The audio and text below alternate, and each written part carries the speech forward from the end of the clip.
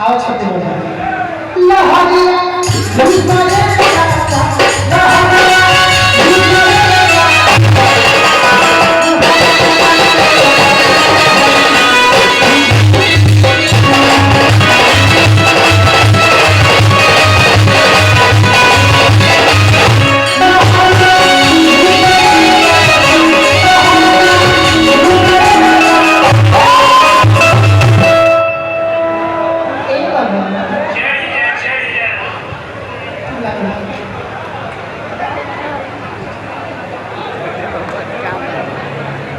जानबूझ के करावेला सोच ना पर यूट्यूब पर वायरल होए खातिर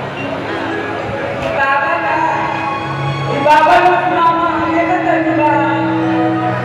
अंग्रेजी बाबा ये जरा तर कावा काय असा दी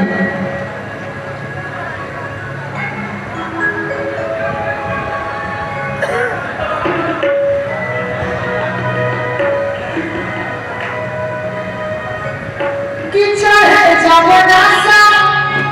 तबाला तमासा आज की बिचारा दतवा छिहार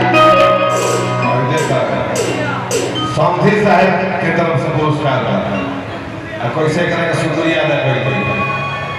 दिन में लागे चोट दिन में लागे चोट निकल कर 500 रुपया के 2 नोट मैं उन साहबान को उन कदरदान को लहे लहे दिल से तहे तहे दिल से शुक्रिया अदा करती हुए कि चाहे